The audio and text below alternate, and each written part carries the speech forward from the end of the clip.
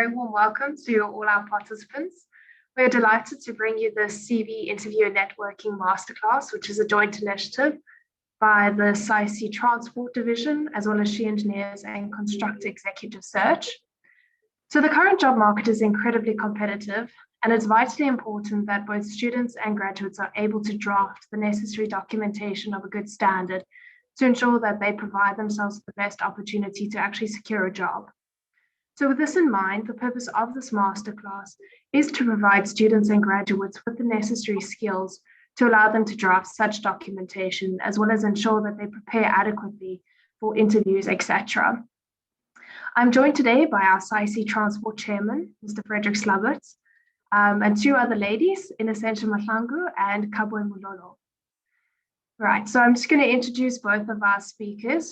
So Innocentia Mahlangu is a project manager and senior civil engineer who holds a Bachelor of Science degree as well as a Master of Science degree in civil engineering from the University of the Witwatersrand. She has 9 years experience in project delivery with experience across the various stages of project development, from concept all the way to execution. In her current role as a project manager, she oversees projects in the mining, metals, and infrastructure sectors. She's been recognized by the Mail and Guardian as one of the top 200 young South Africans and has been awarded the Young Engineer of the Award for 2019 by the SAICE Johannesburg branch and was also a finalist in the SAICE National Awards. She has recently been named as a winner in Accenture's Rising Star Awards, as well as named as one of the 50 inspiring women in science, technology, engineering, and mathematics in 2020. She is actively involved with SAICE as the chair for the Diversity and Inclusion Portfolio, as well as the chair of the SAICE Education and Training Panel. Innocentia is also a founder of SHEngineers, which is a mentorship organization for women in engineering. Kabwe Mulolo, a born entrepreneur and business owner. Kabwe is the founder and owner of Construct Executive Search, commonly known as CES, a niche executive search recruitment agency with a global presence. From inception, her aim has always been to challenge the status quo by offering a specialized service offering that provides solutions to a specific market segment. CES currently has a national and African footprint in 2 countries, its head office in South Africa and Lusaka, Zambia. She's a Pan-African multi-award winner, a business mentor for Alan Gray Orbis Foundation, as well as a mentorship challenge helping young startup entrepreneurs shape business ideas and businesses to be sustainable in the current economy, and also to withstand the storms in managing a business as a startup entrepreneur. She has also served as a fellow in various other programs.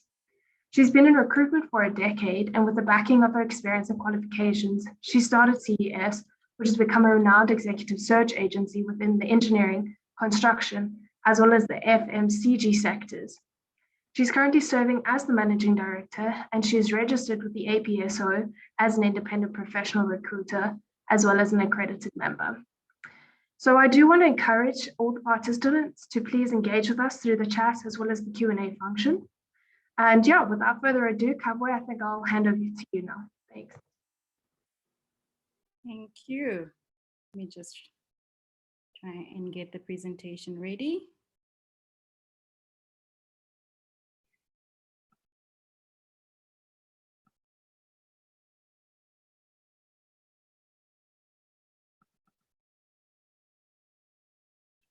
Okay. Not sure if everyone can be able to see that. Yes, thanks, Kabwe. Wonderful. All right, so just to give you a brief background with regards to my experience. So obviously, like she mentioned, I'm currently a managing director of 2 companies, and I'm also the owner. So the first company is known as Construct Executive Search, which is a recruitment agency in a niche industry, and that is engineering and construction. And then the other company is Takora, which is an online CV content writing company. And we offer services such as CV writing, cover letter writing, as well as LinkedIn branding.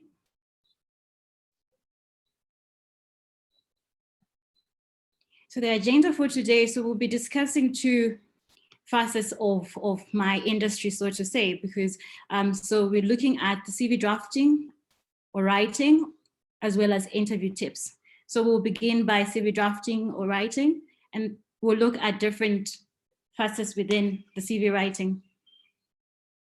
agenda. So that is the purpose of a CV, the types of CVs, the difference between resume and a CV, some of the pitfalls and benefits of a CV, what employers look for in a CV, and also ATS compliance. Okay, so the purpose of a well-written CV. So I had to put this caption because I feel like it denotes very well with the current trends in terms of CV writing. So having a well-written CV is like having a superpower under your sleeves. So what is the purpose of a CV? So the world is changing so rapidly, so is a well-written CV. So, but then what is the main objective? The main objective of a CV is to communicate on behalf of the employee on a particular role. It also is a representation of the employee's career path. So I had to put that information in terms of a true representation of the employee's career path, because many of the times you find that someone sends through a CV and it's not necessarily a true representation of who they are. So it has to be a true representation of the employee's career path. A key component of your application process that makes you stand out. So obviously there are a lot of employees out there looking for employment. And so one of the things that you also need to consider when writing your CV is your CV going to stand out from any other applicant?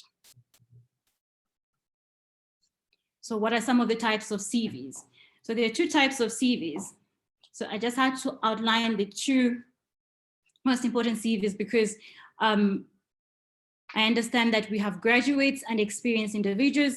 So the first type of CV is a functional CV, which is a skills-based CV, and also a chronological CV, which is also known as a traditional CV. So I'll start by outlining what a functional CV is. So the layout of the CV consists of a profile, your skills, and does not include your job responsibilities. So this is actually ideal for graduates without any job responsibilities. And also if you have been job hopping with repetitive job responsibilities, and it also emphasizes your skills. So I just need you to take note of the part where it says does not include your job responsibilities. So that's why it's most suited for graduates and not for experienced individuals. A chronological CV is the most commonly used CV. So it actually consists of a profile, an executive summary, career history, achievements, your professional affiliations, your duties or responsibilities, your education in terms of your tertiary qualifications, your secondary qualifications, and also your location. So it's actually ideal for experienced individuals with a lot of work experience. So it starts from your intermediate level to executive level. So if you have worked in the same sector, and if you would like to emphasize your work experience, a chronological CV is actually ideal for you. So if you have a lot of experience in terms of skills and achievements or awards or professional affiliations and all that, a chronological CV is definitely ideal for you. Okay, so I've actually outlined the difference between the chronological CV and a functional CV and just given an example of how the CV would look like. So a functional CV, you see that it has key skills, and a chronological CV does not have key skills. So one thing that one needs to notice that with the functional CV, they've actually highlighted the key skills right on top just to show that the emphasis is more on skills as opposed to the chronological CV. So with the chronological CV, you can actually put the skills right at the bottom where it shows additional information, but it should not be more of your emphasis. So your emphasis has to be more on your experience in terms of your job responsibilities and anything that you have done in terms of your projects or anything like that. Okay. So the difference between a resume and a CV. So with a resume, it's a brief overview of your work experience. It's about 1 to 2 pages, and it's not longer than 3 pages. So it's a CV that is compressed and should not be longer than 3 pages. So what should be included? It's contact information, your work experience, your education, as well as your skills. What about a CV, also known as a curriculum vitae? So it's a detailed document of your career path, longer than 3 pages, and can go up to 10 pages. We've actually witnessed CVs or seen CVs or received CVs of like 15 pages, 20 pages. There's no limit with a CV, but with a resume, it has to be very detailed and precise. So what should be included in a CV? Contact information, work experience, education, your skills, your achievements, even your articles or your awards, your professional affiliation, other courses, your computer literacy, anything else that you want to add on the CV. You can actually include that. But with your resume, it has to be very detailed and less repetitive in terms of work experience, but it just makes sure that it's very concise. Some of the pitfalls and benefits. So some of the pitfalls or what to avoid in a CV is poor formatting. So sometimes we receive a lot of CVs that are poorly formatted in the sense that the CV layout is just horrible. So just try and see if you can look out for that. And also spelling errors. Sometimes we might not look at spelling errors, especially if it's in PDF. But normally I always advise that try and work on your CV on Word document, be able to pick up 1 or 2 spelling errors and then amend it, then you can actually transfer it to PDF. So some of the grammatical errors, try and avoid that.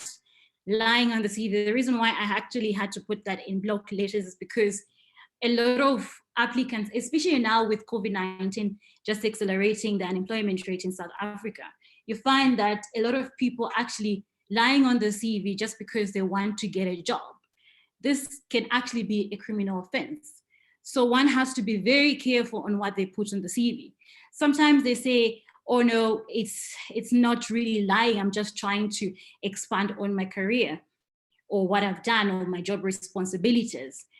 Just be careful when you're trying to do that, because many other times that you're trying to expand on your responsibilities and yet that is incorrect information.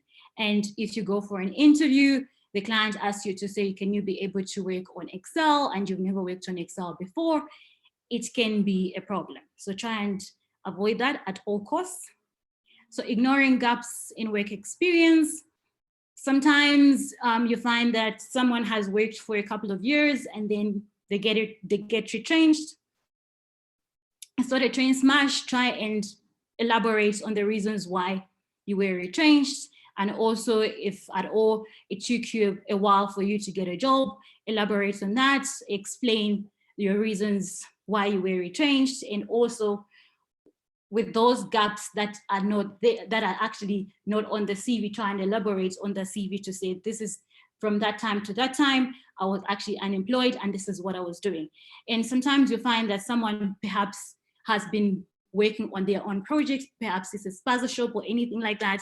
Obviously, you don't necessarily need to say that you've been managing a spaza shop, but you can actually say that you've been managing your own business and just try and put it in a professional sense, okay? And also huge chunks of text. So most of the time you find that your key responsibilities are elaborated in a way that it becomes very repetitive and it's too much information such that a recruiter, the moment that they look at the CV, they're already overwhelmed. So try and bullet all the responsibilities, but it can be like a sentence, a one-line sentence or anything like that. But try and avoid those huge chunks of text because it can be a little bit too much and overwhelming for the hiring manager. All right, and then some of the benefits for a well-written CV, it reduces the chances of being rejected. So this is the most important key thing with regards to a well-written CV.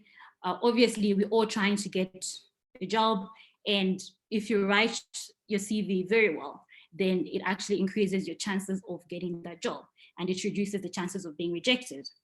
So it also gives you a better competitive edge than your peers. Like I mentioned earlier, to say that the only way you can be able to stand out is to write your CV so well in such a way that you can stand out from any potential employer.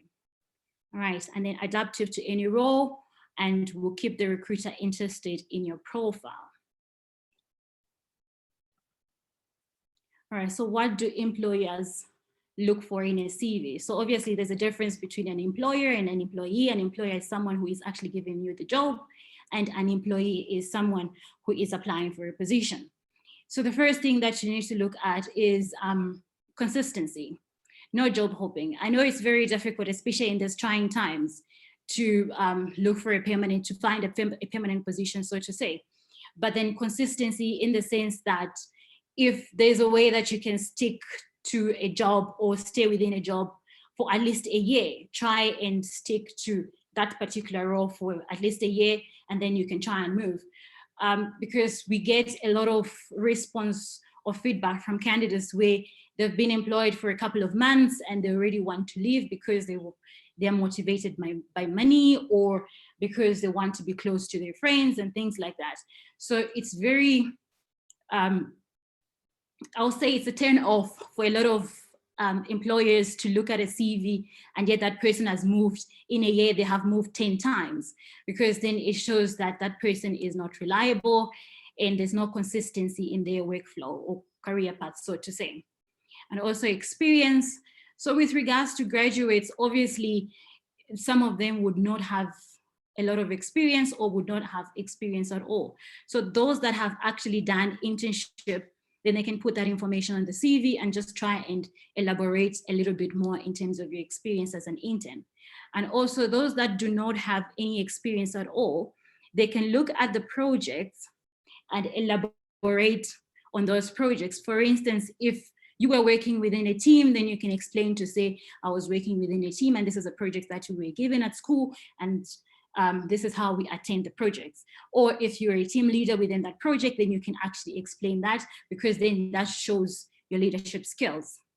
So honesty, so obviously, so these are some of the things that the employer look at in terms of honesty. Are you honest with regards to what you put on the CV? So eligibility, are you eligible for the position? And skilled, are you skilled enough for the particular position that was actually advertised? Career fit, will you be able to fit into the organization? Not only that, career fit in the sense that, did you look at the job specification in terms of the qualifications? Do you fit the job specifications? For instance, if they're looking for a bachelor's degree in IT, or they're looking for a bachelor's degree in construction. So with a lot of qualifications, especially with degrees, you find that there's some that get their degrees from a technical, and there's some that get their degree from a university. And sometimes we are very precise when we're advertising for positions to say we're looking for someone with a BSc, or we're only looking for someone with a BEng. So that is what the requirements are in terms of what we've been given by the client. So you kind of need to look at all those factors, because if we really wanted to get someone with a BTech, then we can actually include that on the job specification to say we're also looking for someone with a BTech. But sometimes applicants tend to confuse the two, to say a university degree can actually be a technical degree, but the requirements are very critical. So all those things that one has to look at. And the other thing is that it's very important to understand that when you're given a job specification, it's always good to go through the job specifications and just understand what the requirements are, because we always say that that's where the recruitment process actually begins. Because if you don't understand the job specification from there on, how are you going to be able to ace the interview? Because then you're just not the right fit. Okay, if you're reliability in the sense that if at all they had to give you a project, will you be able to execute it? Will you be able to start the project and be able to finish it? So it's all those factors. All right, so ATS compliance. So many corporates use an ATS system to track potential employees, but a lot of questions that come to mind is, what is an ATS system? An ATS system is actually an acronym, which is known as Applicant Tracking System. So this applicant tracking system actually selects the most suited applicants to the advertised vacancies or roles, and allocates the individuals or the applicants to the position. So how does it work? So it actually sifts through hundreds of CVs using an embedded algorithm to match applicants to the role. So if a CV has not highlighted keywords or key points, that algorithm, the algorithm is actually subjected to select, then it selects the CVs or the profiles that have the necessary keywords, and the rest are actually tossed aside, even if they might be more suited than the ones selected. So hiring managers will then go through the selected applicants and will come up with a shortlist. But the question is, how do you get your CV to a point that it's not tossed aside by an ATS system? So some of the things that you need to focus on is your keywords, your content writing, and your CV layout. So if I had to go back to the keywords, so you find that maybe if an advert has been posted and they're looking for someone with AutoCAD or Civil 3D experience, and you have worked on a couple of projects where you utilize Civil 3D, you can actually highlight that more than 3 times, and the ATS system will be able to pick up. And also in terms of content writing, instead of writing about a lot of relevant things where you speak about maybe how you worked in a team and you're focusing on the team, try and focus on what the job requirements will be. For instance, if the client is looking for someone who has worked on a specific project, try and include that as much as you can as you are writing your CV.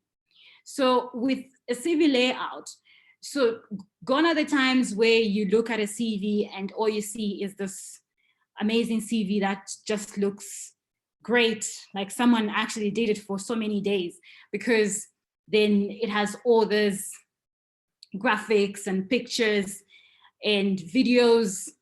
The ATS system one would not be able to pick up. So we've gone back to the traditional way of writing a CV, where it's just, you know, your contact details, your executive summary, your work experience, your qualifications, or anything that you need to put on the CV.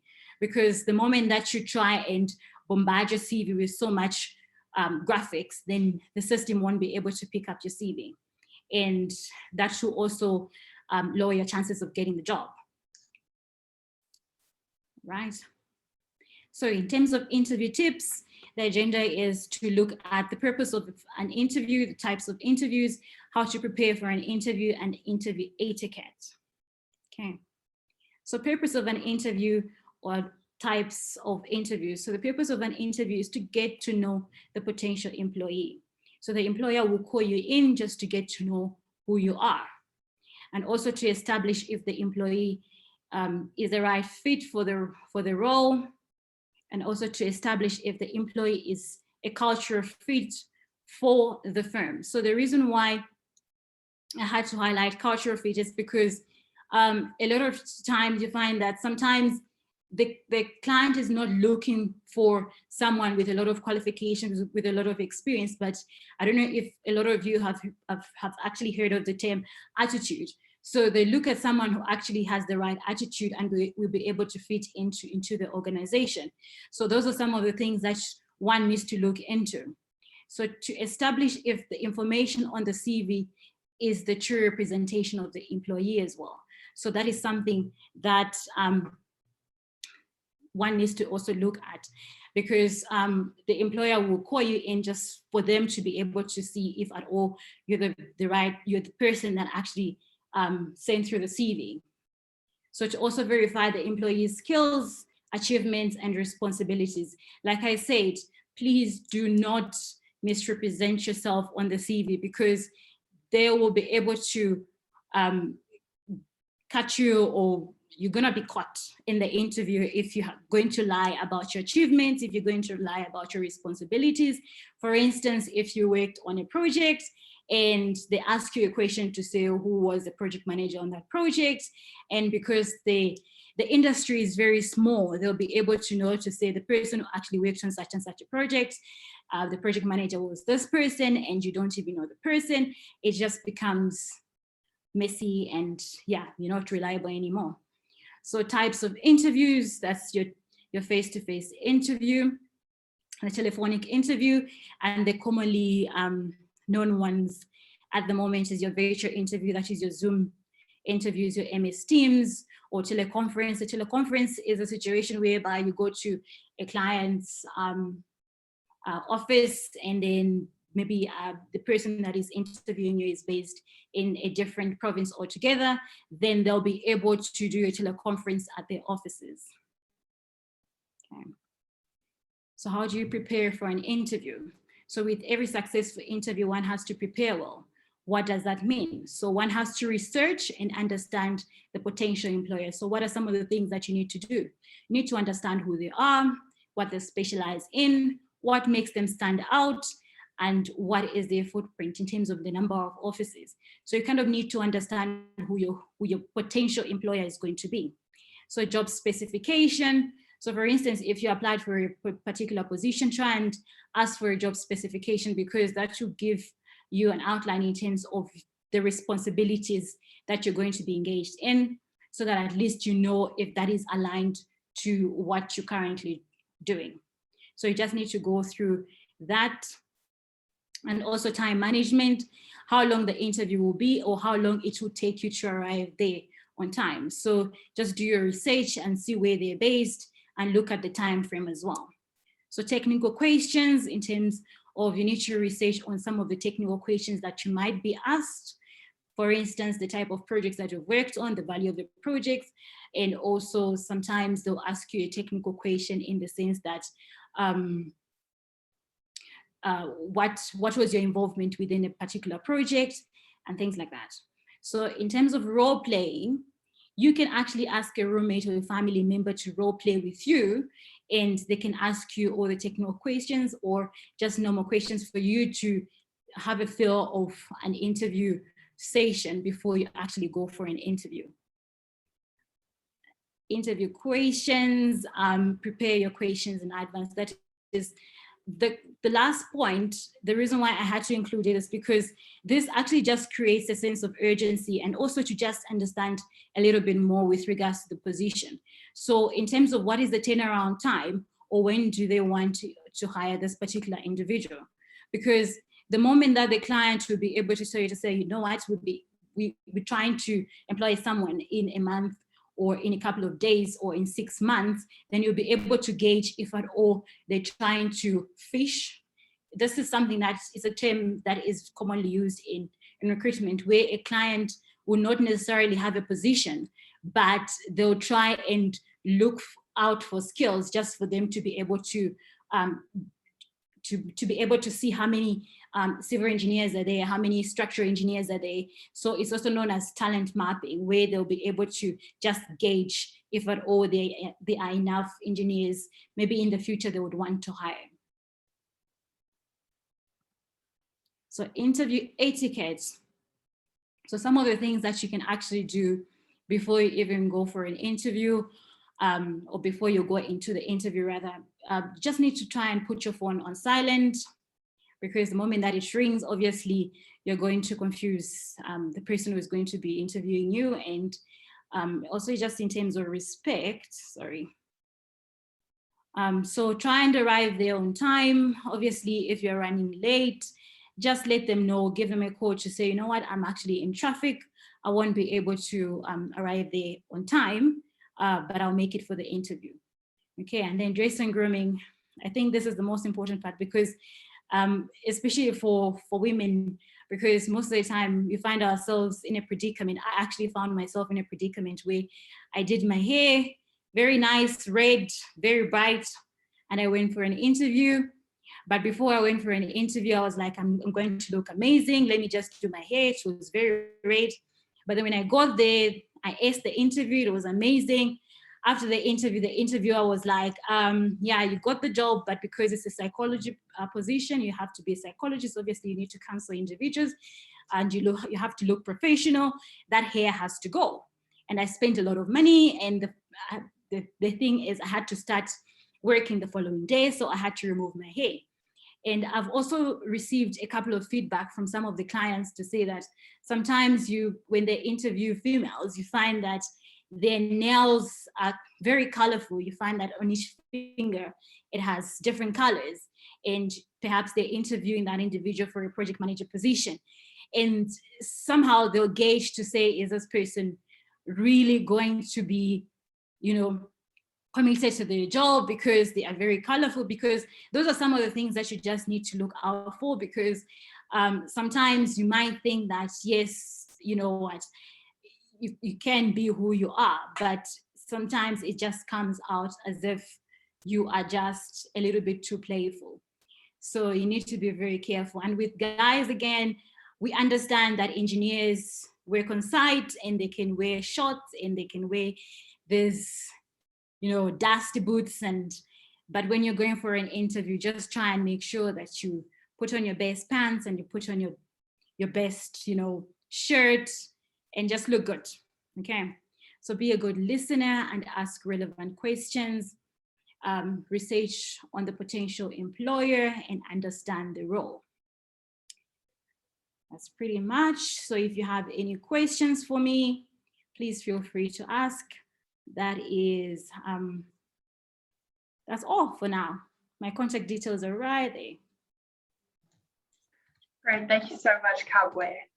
So yeah, if we're going to move on now to, in a sense, to just speak about networking and that, and then we're going to address all the questions coming through in the chat as well as the Q&A function. Thanks, Ino. Thanks, Erin. I'm just going to share my screen.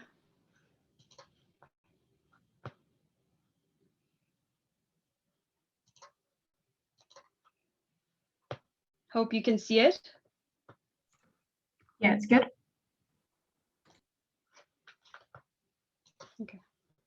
So hi everyone. Thank you so much to the SAICE Transport Division for inviting me to the session. This topic is certainly important, and you can see by the number of people that have actually joined the call that this is something that's really needed by engineering students and soon to be graduates and actually graduates. And we find that within our engineering curriculum, this is not really covered or properly covered to prepare us when we get to this stage in our careers. And as engineers, we tend to be taught to be good technically. We become experienced problem solvers, but we tend to lack in what is termed as soft skills. Many of us have learned about soft skills, or we've had to learn about soft skills through trial and error and through observation over a long period of time. And it takes us time to actually realize there are these other things that you need to learn as an engineering professional, in addition to gaining your technical experience. So the one skill that I will talk about today is networking. And this again is something that's rarely talked about in our circles. I also believe, given how interconnected the world has become, your network will become increasingly important. It'll help you set you apart from many of your peers. I remember when I started my career, networking was certainly not on my to-do list. I was purely focused on growing technically, and I was really not aware of some of the advantages that a good network will offer. I later realized that having a strong network would help me progress in my career and also help open up new opportunities for me. The other advantage I found about networking is that it really allowed me to help other people as well within my network, because I could act as a connector between people. And really that's part of the story of SHEngineers. And we're happy to be invited to share some of our learnings as part of this session. So just starting off with networking. I think we must just demystify what networking means. What does it mean to you? If we were in a room together in a different time, I would pick somebody from the audience to respond to this question, but certainly feel free to type your answer in the chat box of what networking means to you.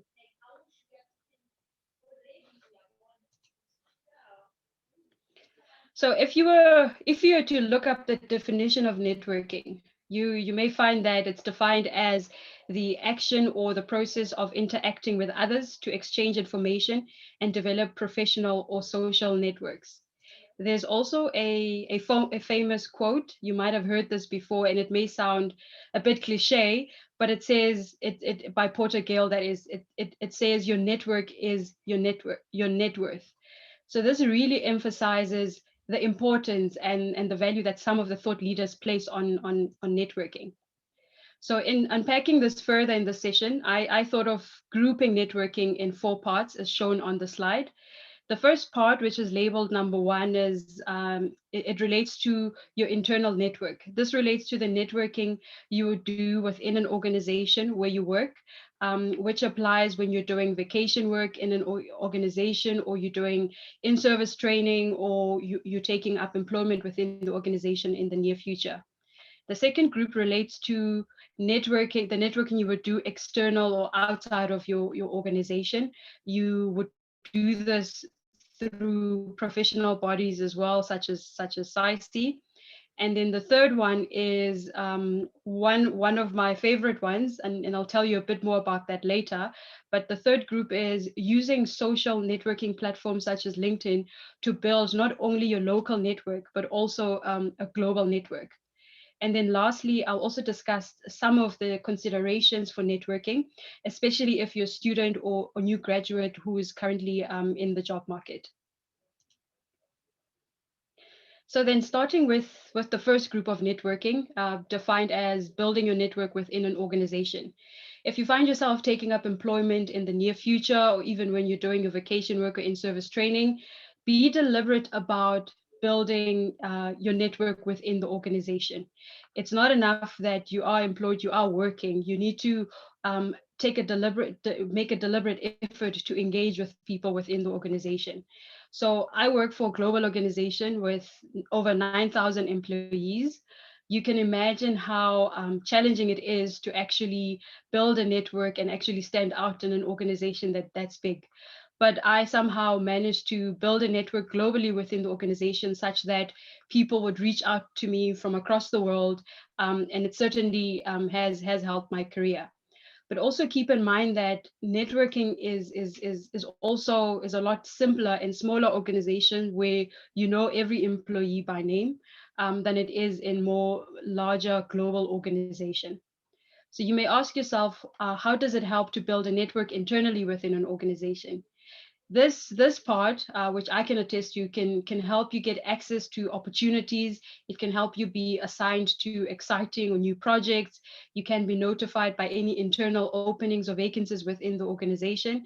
And you can also be identified for further developmental opportunities, which your peers may not be aware of. Another element which is important, and it comes with networking, is you may also find access to mentors or mentorship when you have a better network within the organization. So if you ask, how do you go about building a network within an organization? So I mentioned earlier of you have to be deliberate about it. So it literally starts by starting with taking an active decision to build your network. Networking is intentional, it's deliberate. For instance, I was deliberate about connecting with people whose careers I admired and people who I wanted to learn from. And then the second point is reach out, put your hand up, get involved, volunteer. For instance, volunteer to organize the next virtual office meetup.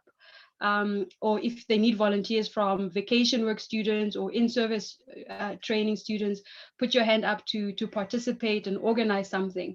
This will really help you to connect with individuals within the organization, which you may not have been able to connect with. Such volunteer opportunities may also help you connect with people in the finance department, the marketing departments, even the managing director of the company. And those connections are often overlooked, but they're so important. The third point is introduce yourself. You know, this sounds simple, but people tend to stay within their comfort zones. We tend to shy away from introducing ourselves in social setups. You see a group of people gathered having a laugh, and you push yourself into a corner and you don't engage. But it's quite logical. If you don't introduce yourself to people, how will you then build your network? So I had to step outside of my comfort zone and really push myself to introducing myself to people.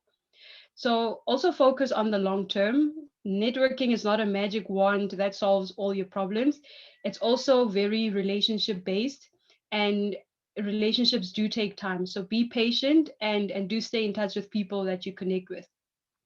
The fifth point is ask. You know, you never know until you ask. And again, that sounds cliche as well, but you never know until you ask. And more often than you think, you could actually get the answer that you're looking for. So ask to be introduced to people, ask people you want to meet up with you, ask for advice. The worst that can happen is they can say no. And at least then you've taken the initiative to ask. And then the next point is following up. When you've connected with someone and have made certain commitments or vice versa, follow up on those commitments, and this also will help you stay connected. And then point number 7 is being authentic. Take genuine interest in the people you're trying to connect with. Don't see it as a means to an end. This will also link to the earlier point on having a long-term view to networking. And then the other point is start with your peers. Sometimes we look outside to actually make connections or to actually network. You also need to realize that your peers are part of your network, and they're just as important as any other network. They can also be instrumental in connecting you to others as well, to also potential employers as well. So it's quite important that you understand that your peers are part of your network. And then the last point is being patient. Again, this touches on having a long-term view. Growing a professional network does not come at once, and it certainly does not come easy. So it'll really take time before you reap the benefits of networking. So in a nutshell, that touches on some of the ways you can build an internal network. But if you look at the how, a lot of those steps or a lot of those suggestions are applicable if you're building any other network, whether it's internal or external to the organization. Then moving on to the second group of building a network outside of your organization or external to your organization. So why should you focus on building networks outside of an organization? This is important to help you develop a wider perspective of the industry, and it extends your reach as well. It also allows you to keep up to date with latest developments and trends. It provides access to career opportunities, i.e. with a good network, it may be easier to find employment opportunities than somebody who doesn't have a good network. In terms of business opportunities, you need to see yourself as a leader one day who will be instrumental to bringing business and winning work. So it's also important to build networks with a focus on business as well. And then also being involved in industry as well will also elevate your profile. And then the other point is your external network can also strengthen your internal network. Imagine if somebody from your organization wants to invite Aaron for a meeting. You now know Aaron. You can connect them with Aaron, and now you've helped someone in your internal network through your external network. And really, that means you're adding value to the organization that you work in. The other important of networking outside of your organization is to gain access as well to mentorship. With a good network, you can reach out to mentors that you come across and really ask them to mentor you. So how do you go about building an external network? It's very important to connect with your professional bodies and to volunteer. So for example, becoming a SAICE member, if you're not a member as well, and take up a number of the volunteer opportunities. One of the interesting stories that I can relate today is of somebody that was involved in SAICE when they were still a student. So I met this young woman who was part of the VET SAICE student chapter. I attended one event that she helped organize, and we connected, and then I became a mentor through that interaction. But in her own right, the connections that she's made through SAICE, through being involved in SAICE, helped her be invited to speak at one of the SAICE events. And I think that's quite powerful. I mean, as a student, and you leave or you graduate, and you already know people in industry that you can call or lean on for advice or for any opportunities. I think that's quite powerful. So I do encourage you to get involved in industry bodies. The other way to network is participating in conferences and events. This is now difficult during the COVID-19 pandemic because you don't have the opportunity to connect on a one-on-one basis with attendees, but it's certainly something that you need to keep in mind. I remember I attended an event by SAICE years ago. I connected with other young engineers, and I actually built a strong network with engineers across the country as a result. And now there's a WhatsApp group where we share information. And now those people are now part of my network through that one event that I attended. And then the other one is staying in touch with your peers. This is quite important because with some of my peers, I keep in contact with, where we share industry developments, we share opportunities, and as previously stated, your shares are part of your network. So don't be afraid to contact somebody that you went to school with to say, hey, do you know about an opportunity or a job opportunity, or keep me updated if there's an opening in your company. Really take that initiative with your peers as well. And then the other point is to reach out to people virtually as well, or on social platforms. And then this last point then brings me to my next slide, which talks about leveraging social networking platforms for networking. So social networks have made life easier and convenient for networking. If you can imagine that you can open one application on your phone and it instantly connects you to people across the globe. Now, that's really a powerful network. I must admit that I don't really use the other social networking platforms for professional networking, but I'm a very big fan of LinkedIn. And I doubt that people who I doubt that people would know I exist in the industry had it not been for LinkedIn. And now 3,000 plus connections later, I can personally attest to how LinkedIn has really opened up certain doors for me. And I take LinkedIn quite seriously as well from a networking perspective. So I actually also became part of SAICE as a result of my presence on LinkedIn. So in terms of the nonprofit organization I founded, which Aaron mentioned in my introduction, I managed to connect with over 100 mentors and mentees through LinkedIn within a space of 2 months. So that really tested the agility or the efficiency of my own network. So the other way to use LinkedIn as well is keeping up to date with industry developments, joining webinars and events. And I'm sure some of you picked up the SAICE event on LinkedIn as well. And you can also stay connected with your peers, understanding what they're doing and where you can find new opportunities as well. So certainly LinkedIn will help you keep track of that. So in terms of your LinkedIn, I mean, be deliberate about who you network with on LinkedIn as well. Understand the type of network that you want to build, and follow people or engage with people that align with that plan. And it's also important to keep a detailed and complete profile.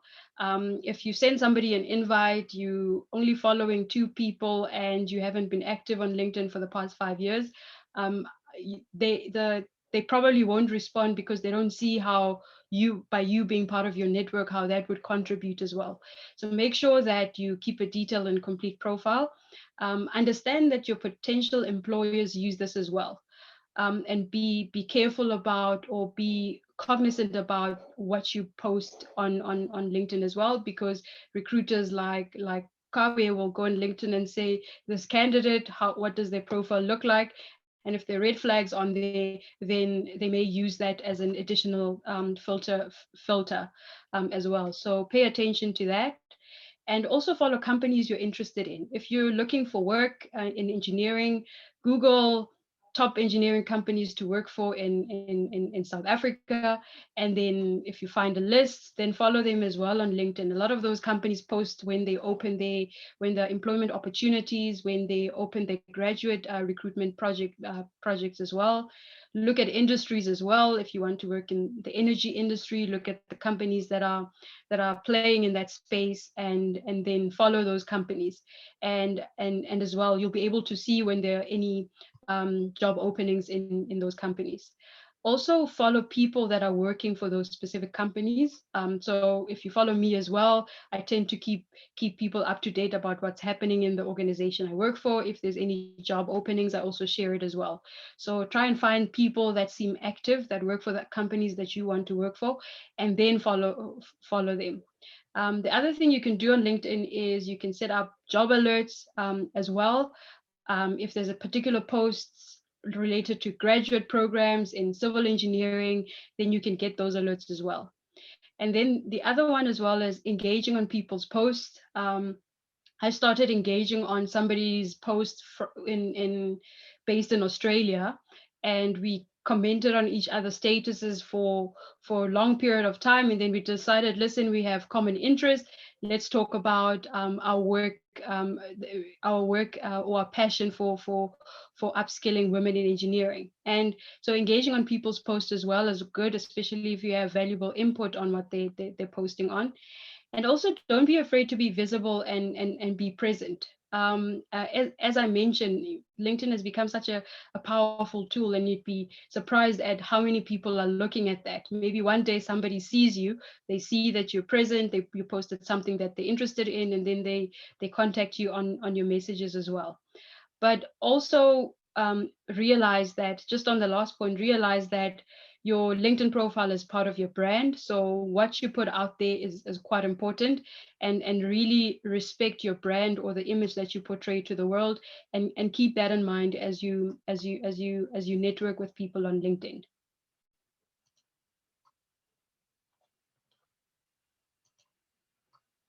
So then, just touching on again on building your LinkedIn, I mentioned earlier how keeping your profile up to date is quite important. The slide that I'm showing here is really do the work in keeping your profile up to date. Make sure you have, for example, profile picture. There's still people with no profile pictures on LinkedIn, yet they want to build a network. I personally struggle to accept invites with no profile pictures, and to me it gives the impression that you don't take your professional network on LinkedIn seriously. This is just me. I have to qualify that comment. I'm sure other people don't mind not accepting invites from people with no pictures, but put your profile picture and make sure that it's an appropriate one. It's not a selfie that, oh, sorry, slides jump. It's not a selfie that you use on Instagram. Make sure that it portrays the image that I'm ready for employment, or I'm ready to network. And then also you can use a background picture as well. If you look at my profile, I have a railway line as a background picture. The background picture is also quite optional as well. They advise you to use a picture that's related to your industry, and then have a detailed summary where people can know more about you. Include your goals, include your passions as well, or areas where you wish to develop. And also your dashboard gets looked at. What type of posts do you engage in? What type of posts do you like? And then also make sure your education information is up to date. If you've got work experience as well, make sure that's up to date as well. And then any licenses, certifications that you may have acquired, but also take note of your accomplishments. Sometimes we really struggle putting our accomplishments down. If you're still a student or graduate and you're a top student in high school, put that there as well. Maybe you're on the dean's list for a specific subject at university. You can put that as well in there.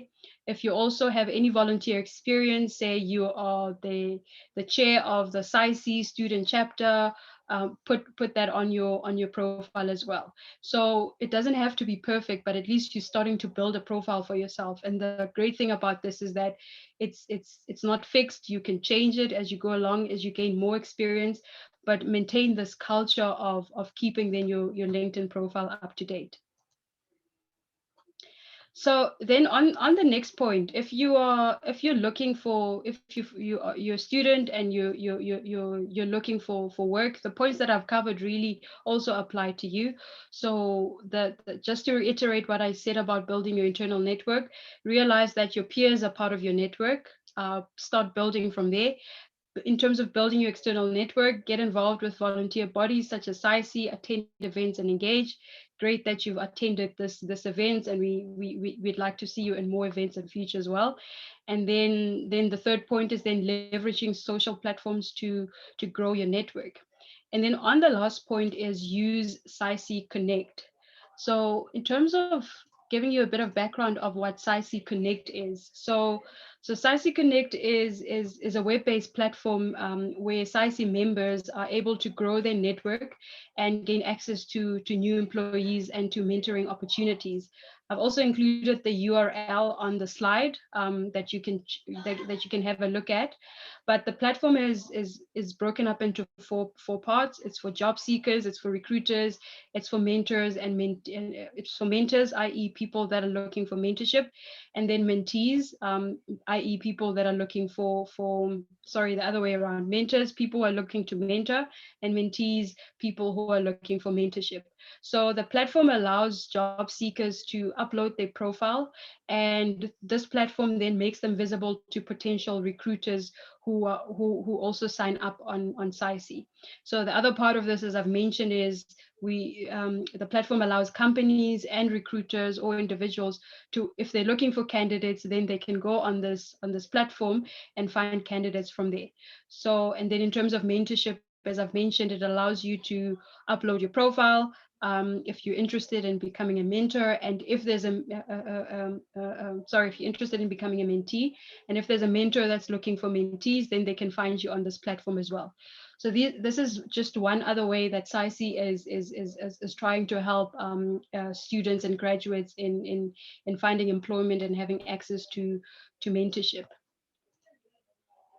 So really that's what I wanted to cover in this discussion today. And I leave you with a parting note or parting comment or quote. Networking is not about just connecting people. It's about connecting people with people, people with ideas, and people with opportunities. And it really is important towards your growth or development in the industry. And to network with me, you can find me on LinkedIn on the handles provided. You can also follow SHEngineers, and then also do follow SAICE and the SAICE Transport Division on LinkedIn as well. You can also connect with Erin on LinkedIn as indicated. So that's the end of my presentation. Thank you so much for your time. Thank you so much, Ina. Wow, that was like a wall of information and stuff like that. It's so wonderful just to see how SAICE is really, putting the steps in to enable students to connect with other students and everything in between. So I think now we'll move on to our question and answer session. So I don't know if maybe Frederick, you could also put your camera on so we can just answer some of these questions. I think I'll direct a few of them just to who I think might be the best to answer them. Some of them are quite specific in terms of experienced engineers and that. Okay, so the first one, Kabwe, this is to you, and I think you touched a bit on this. The question is, what do you mean when you say we should include school projects on CVs? Please, can you elaborate?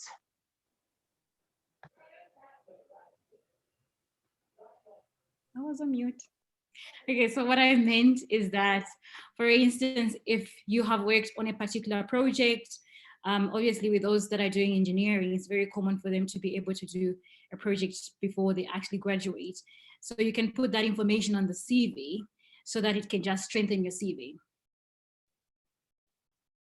Okay, and then I think, is there any specific, like there won't be duties and stuff like that, but are there any keywords and stuff that you're looking to be pulled out from that experience? Or is it just listing it and stating, this is what I was responsible for?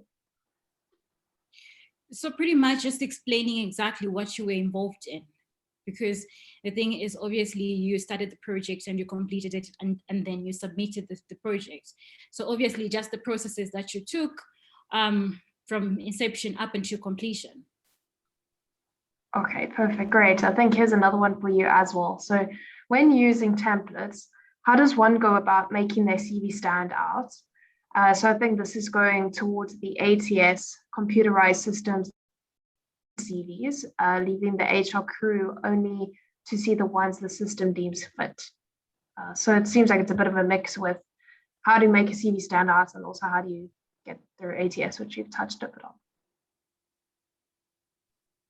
Okay, I think I'm going to answer the first part of it. I didn't quite hear you, the second part of it. So in terms of using a template, obviously, like I mentioned, try and avoid graphical CVs as much as you can. Perhaps maybe with architects, I'm sure you've seen an architect CV where they include all the projects that they've done, pictures of the houses or commercial projects and things like that.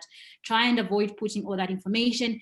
And you find that people are still putting pictures on their CVs. Try and avoid doing that, because with the current circumstances in terms of the BEE codes within South Africa and stuff like that, it kind of just puts you in a different zone, so to say, where you don't want a situation whereby someone starts looking at your picture, and then it lands on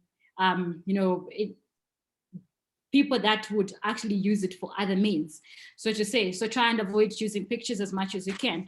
But with regards to the layout, it's very simple. Just try and put your contact details, your tertiary qualifications, your responsibilities, your work experience. Just try and be as precise as you can. I didn't quite hear you, the second part of it. No, I think you touched on it. It went on ATS, how do you get through it? So I think you have touched on it. Okay, perfect. Here's another question, and Frederick, I think you might be able to also touch a bit on this. Is the quality of your academic record a big factor, given that most of these career fields are highly practical? It's very interesting. From my perspective, having more than, I'm on the other side of the experience spectrum with more than 40 years of experience. People look at the academic record. However, often we find in the interview reasons why an individual was not that high performer at university. For example, and that's something that was asked earlier, how do I share my school involvement or my society involvement while I was at university? Some people start building their networks at a very young age while they're still at varsity. They're not interested in scoring high marks. They want to enjoy student life. They want to participate in the social events. However, but they are also serving from a very young age. For example, they are part of the student chapter at the university. They are singing in a choir for the last 5 years. They are taking up a musical instrument. They have hobbies like various other things. And when I interviewed people, and I've interviewed hundreds probably, I look at the marks and then I say, fine, is this person an academic person? Then go to university and teach others. What I was looking for were skills. And skills I defined as knowledge that you get from university plus experience. Now, someone who has passed university, he or she's got the degree, but they were involved in other things too. So they are more broad-minded people. When we deal with engineering matters, we cannot just focus on that minute solution. We need to say, this solution, how does it affect society? How would someone else react to this? What do they think about that solution? So yes, it's important to look at clever people. I must say, in my very young years, when I left government and started working for private sector, the CEO called me one morning and said, one evening, he said, we've got a very good CV for someone to help you.